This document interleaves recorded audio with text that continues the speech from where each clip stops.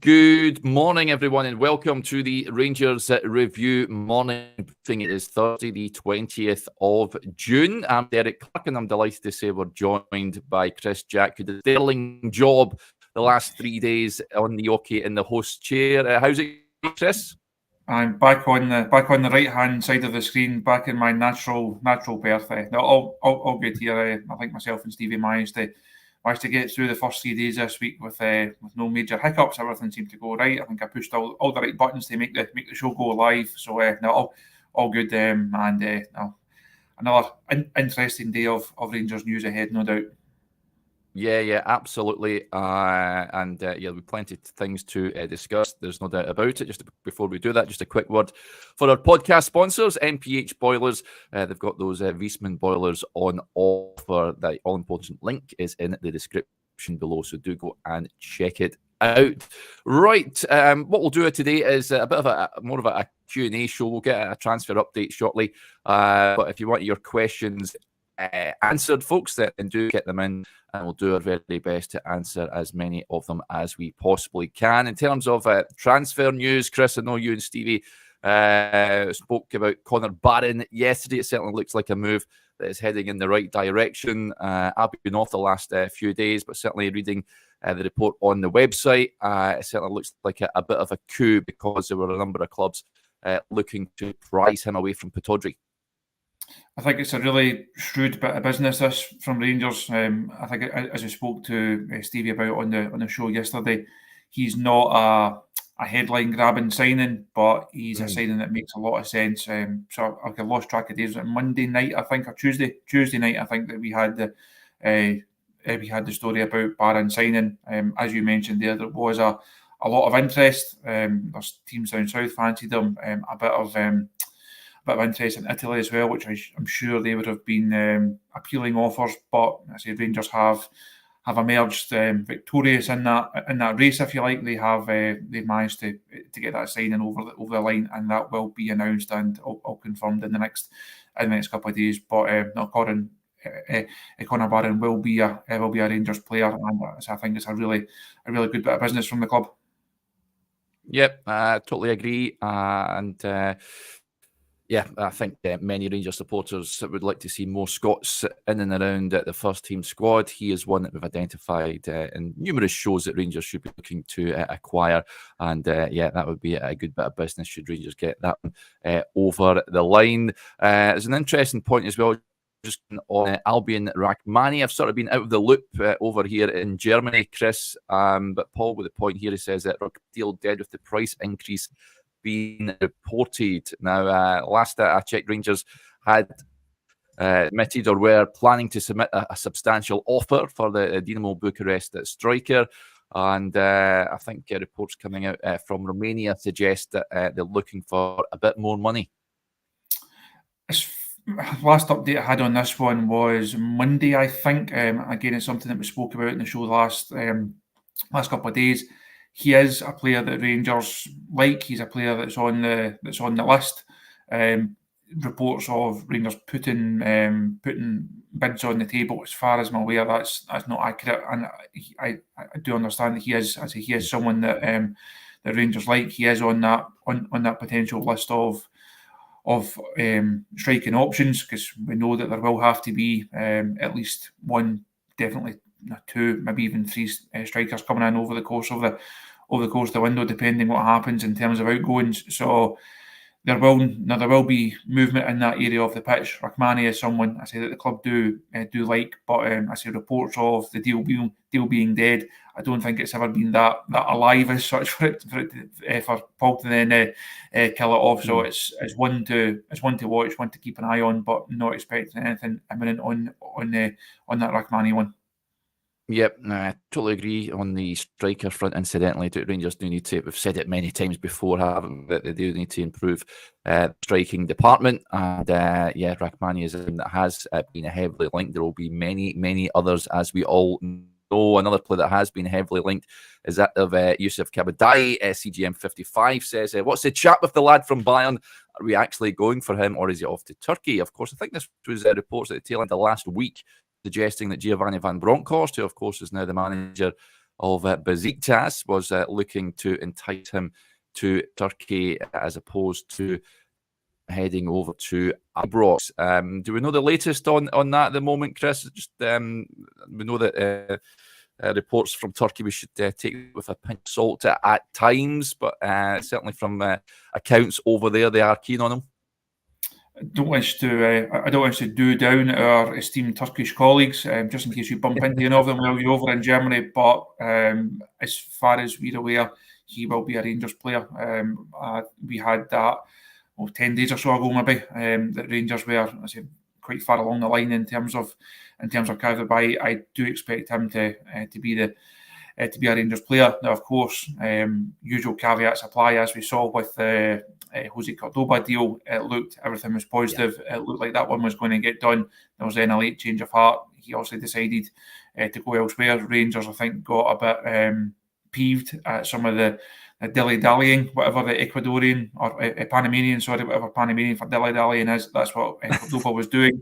And in the end, both parties decided to go their separate ways on that one. So until, as the old cliche, until he's there with the scarf and it's above his head, it's never done. But as far as we're aware, that one will end positively for Rangers. But another one to keep an eye on. Yep, absolutely. Right, let's get to some interesting points that are coming in here on the transfer front. This one, I wanted to address this because I thought he did well when he came on for Scotland last night when Kieran Tierney was taken off. He's someone that I've taken a bit of flack for suggesting that I would from Ibrox, and I know that people say because of his leanings and what have you, they wouldn't see him as a Rangers player next season. But Scott McKenna, Pete says, what do you make of Scott McKenna? Is he still linked with Rangers? It's an easy link, of course, has been released from Nottingham Forest, spent the second half of last season on loan at FC Copenhagen. Said it before, Chris, you've said it before, you just can get better. McKenna, I've got to say, I think on a it's a no-brainer for me, but I understand he does have offers elsewhere. I know that club across from the city have been heavily linked with him as well. So McKenna, do you think he did well last night? I thought he did okay. For me, he's not a starting centre half for Scotland. And if you're looking at that area of the pitch, you look at the options that Rangers have there. We're now looking at players to come in and really cement places in the starting 11. Now, we've seen the work that's been done so far. I think there's good squad options in there. We have to beef up the squad because 5 have left already. Many more will depart. So we do need to build a squad as well as building a starting 11. For me, Scott McKenna is not a starting 11 Rangers centre half. I think they will look to strengthen again in that area. You mentioned there, it's an easy link to make. If you are a Scotland international and you're available, it's an obvious, right? He's linked with Celtic, he's linked with Rangers. It's one of them. But I would be very, very surprised if he turns up at Ibrox. It's not one. It's not one that I've heard from our end of dealings, if you like. No. It's not one that I've heard as a potential. And for me, I think he could do. I think Rangers could do better. So I know Scott addressed it with the press guys over there last week. I wouldn't be surprised if he turns up at Parkhead. I think that would be a decent move for him. But I don't see him as a Rangers centre half. I'm looking for someone of a different profile and of a slightly higher quality than Scott McKenna. I don't mind him, I've got to say. I know that many people don't agree a lot. Andrew is back. He says, I'd take McKenna for free if we can sell Davis and use the money towards forward player. Question, a few people saying, Alexander saying that Derek's connection lagging, or is it just me? It will be me, Alexander. I am in a hotel room in Bonn, pretty old-fashioned hotel, so I'm relying on the German Wi-Fi, so apologies if there is a bit of Z lagging going on at this moment in time. Interesting question coming in here, and someone I think we've pretty much all forgotten about is Neil McLean. He says, what's the score with Cifuentes, the forgotten man? Of course, he went out on loan to Brazil Cruzeiro at the tail end of the winter transfer window. It was a year-long loan, if I'm not mistaken.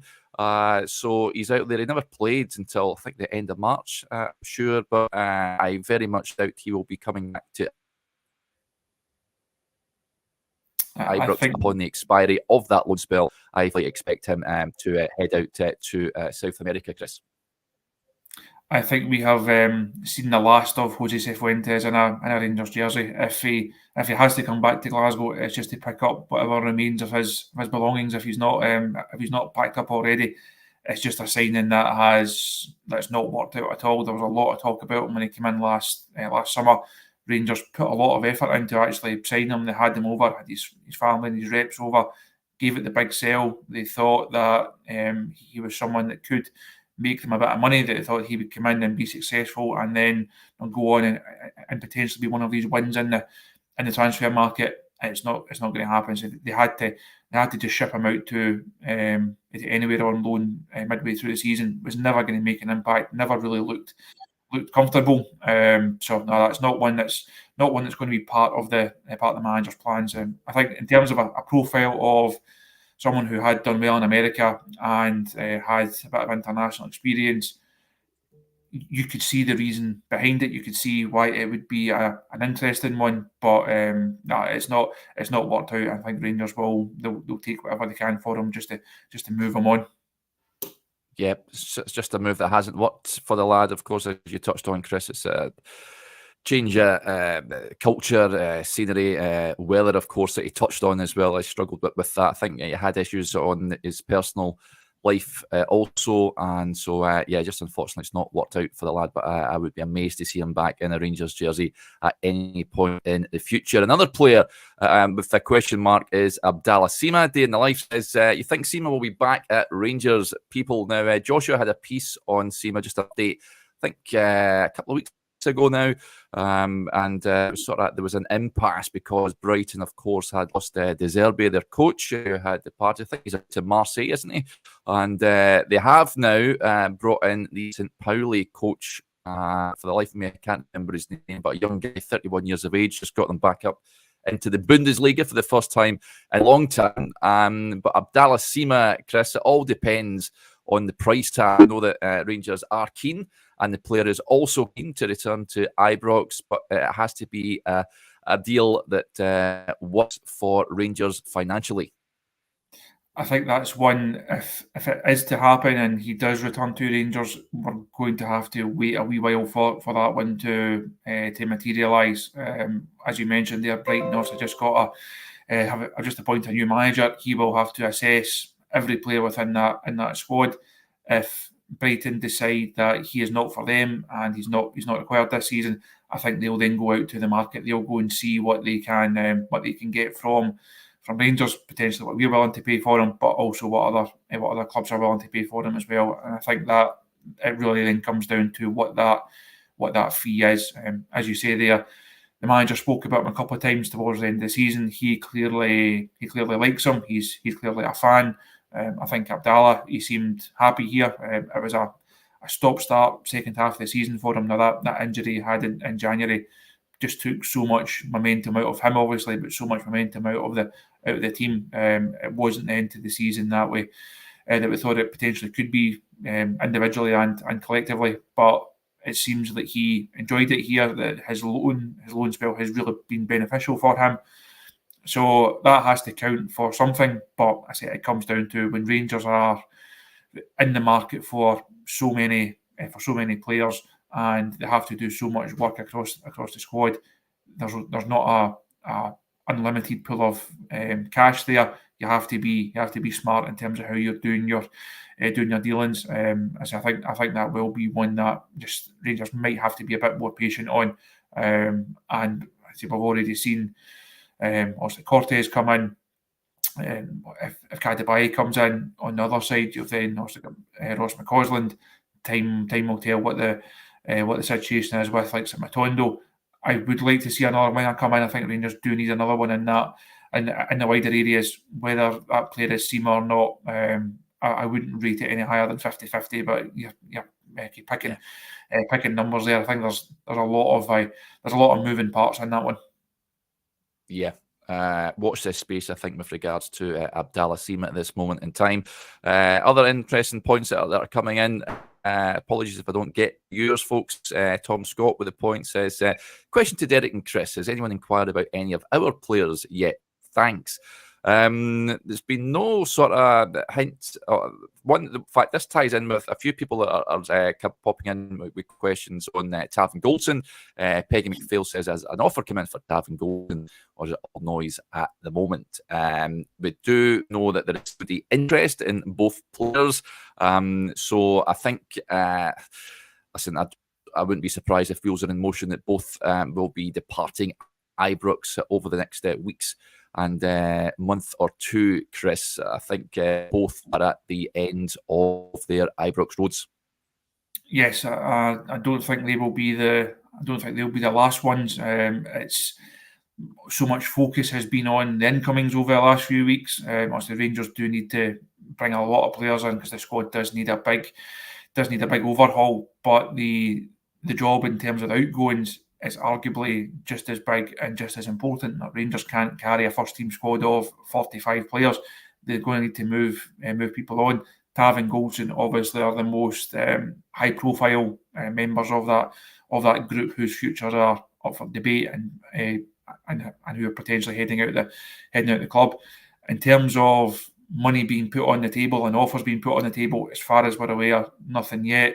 But I think it's important to remember it's still very early in terms of the overall transfer window. Now, Rangers, they have started quickly because they had to, because of the work that is required this summer. They had to get players in soon. Once the squad's back pre-season on Monday, the manager obviously wants as many as possible. Then heading into that trip to Holland in July, he would like as many in for that as possible. But there has to be a balance. You can't just stockpile players. There will have to be guys moving on, and I think we will see a big turnover of players. We will see a number of players move on because their time has come to an end, or there's financial reasons for it. So, I say in terms of money being put on the table for players, not that we're aware of, but we will see that over the next couple of weeks. Now, Rangers will have to start trying to offload these players, and it's going to be a big task for Neil Coppin and for John Bennett to try and do these deals, to also try and maximise the value of them as well. It's not just saying, well, we want rid of X, Y, and Z. We'll take anything just to get them off the wage bill. Every player does have a value, and Rangers have to try and maximise that value now. Yeah, absolutely. And another interesting point that's coming in on a potential income I've seen reported in the last few days. JJ Murray says, any news on Igamane or Igamane? I'm not entirely sure. The Moroccan midfielder Hamza Igamane. He's a player that's also been linked to the club, Chris. One of many, of course. Can't say I know too much about him, but do we have any sort of insight, knowledge about the whereabouts of that reported interest? I know very little about him as a player. It has to be. I have to admit, he's not one that's my knowledge of the Moroccan league is not quite on point, unfortunately. I think he's it's a striker link. I had a Q&A piece on the site on Monday, I think it was, and people were asking about Shankland is obviously the main one. Rangers do need reinforcements in that area of the pitch. They do need a reliable source of goals. It's whether someone of that profile is that the route to be going down. Like, you think back to, it's almost a Morelos type signing. You're putting a bit of faith and putting a small transfer fee into someone, buying into potential, buying into them being able to go and kick on and handle life at Rangers, handle Scottish football, make an impression in Europe. So I don't think you could say this guy will come in and he'll definitely go and get his 20, 25 goals, because we just don't know. He's a player that I'm not overly familiar with, outside of what I've been able to pick up over the last couple of days. There were reports, I think, online last night that a deal had been struck. It's not one that I've got the inside track on at present, unfortunately. But over the course of the day, I will endeavour to try and find out where we are on that one. Yeah, he's a striker, not a midfielder, as I previously pointed out But like you, Chris, I'm not glued up on the Moroccan football, so don't know too much about him. But it's interesting, another different market that Rangers reportedly scouring, which is certainly interesting. And there's a point that came in here. I'm just trying to scroll down to find it. Steve-O with a point that will flag up. Do you think we're holding back a transfer budget for certain targets or waiting for outgoings before spending some decent money? I think it's all moving parts of the transfer window. Of course, Rangers did well to bring in the three players early on in the window and get those deals over the line. Those were easy deals to make. They had been working on them for some time. Other deals, of course, as we've touched on, a number of players there already. Rrahmani, Kabadayi, even the Moroccan lad as well. You're trying to negotiate with different clubs about players. Players themselves have to agree if they want to come to Glasgow and play for Rangers as well. And then, of course, as we touched on there, players that could be departing the club. Also, and Rangers will be looking to bring in as much money as they possibly can. Some of the high-profile ones that will certainly be leaving this summer include Sam Lammers. Rangers hoping for quite a sizable return on their investment. They paid Atalanta for his services last summer. Others that spring to mind, Rangers will be looking to make bit of cash on, and some we already touched on, Tav and Goldson. I can see both departing. Other ones off the top of my head, we've touched on Jack Butland, Chris, but unless a big money offer comes in, he will still be a Rangers player. Cyril Dessers is one, of course. I think if an offer was to come in for Cyril, again, pretty much like the Lammers situation, if Rangers are offered near enough at what they paid Cremonese for him, then I think it's something that the board will have to look at. I think, Dessers and Lammers are the two that stick out for me. If they get sizable amounts of money in, then certainly I can see them both moving on. I think to answer Steve-O's point there, I don't think it's a case of the budget being held back as such. And I think if you look at the money that's already been committed, there was this theory that there was no money spent in January. Rangers invested a lot in Fabio Silva to get him in, and then also committed to the fee for Mohamed Diomande. They have committed the fee for Oscar Cortez. So that's money that has to be accounted for. That's money that has to be spent. Also signing the other players in terms of Hefty and Clinton and Ciala. There's obviously not huge transfer fees in terms of those ones, but there are still fees that have to be paid. There's agents and bonuses and all the rest of it. So it's about Rangers, as I mentioned earlier on, maximising the budget that they've got. I've made this point not just this summer and previous windows. There's always a fascination sometimes almost on how much, what's the size of the budget, what's the big number. For me, it's not really about that big number. It's about how well Rangers spend it. If you spend 10 million very, very effectively, that's better than spending 20 million badly, because previous windows have shown when you don't spend your money properly, you end up with the squad that's not fit for purpose and that's ultimately not successful. So it's not really about how much they spend for me. It's about how they spend it. Now, you outlined some of the players, like Lammers. Yanis Hadji falls into that category as well. There are players there that can be moved on, not for Calvin Bassey style fees, but there are players that can be moved on, and those fees and those wages can then be recycled into better and more effective and more consistent and higher quality options. So I don't think it's a case of there's a massive big pot of money sitting somewhere and Rangers are thinking, well, we'll just hold on to it and then we'll go and spend it all in one go on someone. It's about plotting your way through the window, getting some deals done early. Some you will naturally have to wait slightly longer for. But if it requires a net spend, once again from the board, they will give that to the manager to go and spend. That's not to say they'll go and put £30 million in, but if there's players there that the manager feels can do a job that can be successful in football and financial terms, the board will endeavour. They will do as much as they possibly can, and also offset that with some of the money they can potentially get back in. But I think that there will be, if required, there will be a net spend, and the manager will get the backing, because the board, John Bennett, Neil Scott, and the manager, they are fully aware that this window has to be executed properly. If they get this one wrong, we know how it unfolds, and it doesn't end well for the board, doesn't end well for the manager, and most importantly of all, doesn't end well for the Rangers support, because we know that you're then heading into a very, very long campaign with a squad that you all have doubts in the back of your mind. So I say that there will be a lot of business still to be done. It's still early in the window. So judge the board, judge the manager, judge Niels Coppin on what happens over the next 6, 7, 8 weeks or so, what team is put on the pitch and what squad is assembled by the end of the window. Yeah, it's imperative you just get this window right. As you touched on, Chris, we can't have a deja vu scenario that we've witnessed in the last couple of seasons when managers are getting shipped out come the end of October, of November time. So, the Rangers really need to hit the ground running next season. Scottish Ray gets in touch. He says, a great wee channel, guys. Don't catch a live much, but good stuff. Well, good to have you tuning in, Ray. Thank you for your kind words. This is something that we're working on in the background, and we may have an update for you later on today, folks. World's Greatest DJ says, does Chris have any updates on the building work going on at Ibrox? Of course, work's taking place on the Copeland Road stand.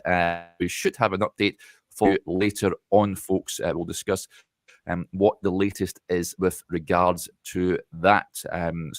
Keep your eyes peeled on the website, and we'll do an update on YouTube as well. So that's something to keep your eyes peeled for later on today. Kyle with a point here. He says, what are the plans for Lowry this season? Do you think he will be sold, loaned out, or kept as a homegrown player for Europe? Well, the manager did say, I remember in one of his press conferences when he returned from Hearts, Chris, he wasn't best pleased that he was returning with a more substantial injury than he thought he had encountered at Hearts, and he was a bit annoyed, you could say, that he wouldn't be able to send him back out on loan elsewhere. It hadn't featured at all, as it would be difficult for him to make an assessment in the summertime whether he will feature as part of the first team squad next season or be moved on. I think, personally speaking, I think the writing is on the wall for Alex Lowry. I can see him moving on this summer. Do you agree? Yes, unfortunately, I say yes, because when Alec came through over the last few seasons, saw him a few times, he thought this boy he's got something. Clearly, there was a natural ability there. He operated at a really high technical level, and you thought he could go on and be a really successful player for Rangers. Last couple of seasons, it's just not worked out for him for a variety of reasons. And it almost feels like his Rangers career has petered out. It feels like it's just been taken away from him, but slipped away from him in many ways. I thought the loan to Hearts looked like a good one. He was going to a team that is obviously one of the stronger ones in the league, as they went on to prove. But by all accounts, didn't really make a huge impression there. The fact he then comes back to Rangers, and as you say, can't then go back out to get games, and games is what Alec really needs right now. I think the writing is on the wall. It does look like he's fallen too far down the pecking order. You look at that number 10 position; it's an area again I would like to see a bit of money spent in, and I'd like to see one, if not two, even proper number 10s come in there, like Todd Cantwell and Tom Lawrence potentially moving on. If you look at six number 10s, none of them nailed down. None of them really can say that's my position. Alec falls into that, so I think it'd be best for him if he could go and find another deal somewhere and go and find another club and just go and play football, just go and show what he is good at, because I think there's definitely something there. There's definitely talent. He's at an age where that talent needs the biggest platform possible. Now, we can't write him off in terms of a career. I think we can almost write him off in terms of being a Rangers player, though. Yep, I can't disagree with any of that. Right, folks, that'll do us there. A big thanks to Chris. Apologies once again if we were lagging a little bit. That is my problem, due to the Wi-Fi situation in the German city of Bonn. But incidentally, Took me about 4 hours to get back to my hotel last night from the game. Our tram get stuck. The tram actually in front of us crashed into a lorry, and our tram was jammed shut. We had to get some Scottish fans actually managed to get the door open. We managed to get out and then walk about 5 miles to the train station, which was Sardine City from Cologne to Bonn. But there you go. So I'm absolutely knackered, I've got to say. But we soldier on, and there's plenty of things to talk about with regards to Rangers, of course. I'm on again tomorrow morning. I'm on with Stevie. And as I touched on with Chris just there, we may be back a little bit later on this afternoon with just an update on the works taking place on the Copeland Road, and so keep your eyes peeled for that. Right, thank you to each and every one of you for tuning in as ever. Oh, and just a shout out as well for all the Rangers review viewers and subscribers I've met out here in Germany as well. It's been great. Not many I've got to say, but I have met many, a number of them at various points on my trip, and it's been good to chat with you. So thank you for that, and a big shout as well to James, Cameron, and Stephen that I met yesterday heading to the game. So yeah, tracking stuff. But we'll be back to talk all things Rangers a little later on. If we don't speak to you later on today, folks, enjoy the rest of your Thursday. Bye for now.